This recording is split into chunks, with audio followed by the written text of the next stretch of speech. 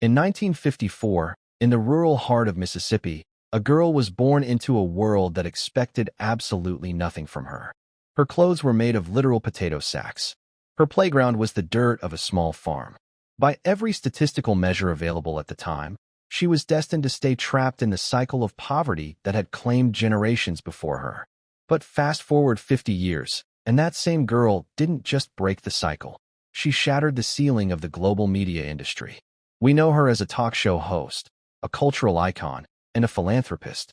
But the financial world knows her as a genius of ownership. While other stars were chasing high salaries and fame, she was quietly building an empire through equity and control. Today, we're deconstructing the business of Oprah Winfrey. This isn't just a rags-to-riches story. It's a masterclass in financial leverage and the power of owning your own name. This is DeltaraFinance Stories.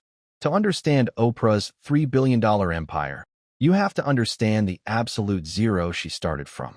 Oprah's early life was a series of traumas that would have broken most people. Raised by her grandmother, she lived in such extreme poverty that her classmates mocked her for wearing burlap sacks. But Oprah had one asset that no one could take away: her voice. At 17, she won a beauty pageant, but more importantly, she won a radio job. By 19, she was the first black female news co-anchor in Nashville. But the newsroom was a cage. She was labeled as too emotional for the hard news. She cried when she reported on tragedies. Her bosses told her she wasn't fit for television and tried to mold her into something she wasn't. In the Western market, being too much of something is often seen as a weakness. But for Oprah, her empathy was her unique selling proposition. She didn't change herself to fit the job. She eventually changed the industry to fit her. In 1983, Oprah moved to Chicago to host a low-rated morning talk show called AM Chicago.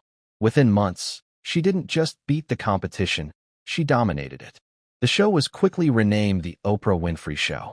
Now, here's where the finance gets interesting. In the mid-'80s, TV stars were essentially high-paid employees. They got a handsome salary, but the network owned the show, the tapes, and the profits. Oprah saw a different path. In 1986, she made a move that would change the entertainment industry forever. She founded Harpo Productions. Instead of just being a talent for hire, she negotiated a revolutionary deal with King World Productions. She would host the show, but Harpo would own it. This meant she got a massive percentage of the syndication profits. She owned the entire library of every episode ever filmed, and most importantly, she was the boss of her own bosses. By the age of 32, she was a millionaire, but more importantly, she was an owner. As the 90s progressed, Oprah realized that her brand wasn't just a TV show, it was an endorsement machine. In the West, we call it social proof, but back then, it was simply called the Oprah Effect. When she mentioned a book, it became an instant New York Times bestseller. When she mentioned a product, it sold out in hours. But notice her financial evolution during this time. She stopped just talking about products and started investing in them. A perfect case study is her involvement with Weight Watchers. In 2015, Oprah bought a 10% stake in the company for about $43 million. The day the news broke, the stock price surged by over 100%. She didn't just earn a celebrity fee. Her net worth increased by $45 million in a single day because she owned the equity. This is the billionaire mindset. Don't just work for the money. Make your influence work for the equity. Every great finance story has a moment of crisis, and for Oprah, it was the launch of the Oprah Winfrey Network, or OWN, in 2011. Ending her legendary talk show to start her own cable network was a massive financial risk. For the first 2 years, the network bled money. Critics in the US and Europe were calling it a billion-dollar blunder. Oprah later admitted she was exhausted and overwhelmed. But this is where her resilience as a CEO shone through. She doubled down, took over as CEO, overhauled the programming, and focused on high-quality scripted content.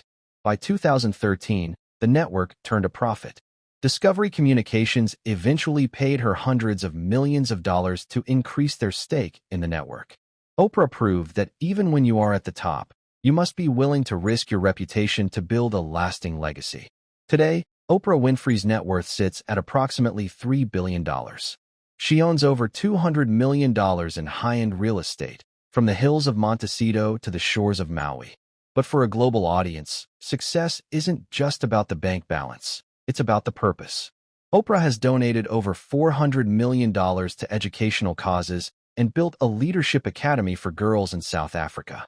She famously said that education is the way to move mountains. By investing in people, she ensured that her brand would remain respected long after her cameras stopped rolling. From a potato sack in Mississippi to the heights of the Forbes list, Oprah's journey teaches us three vital lessons. First, ownership is everything.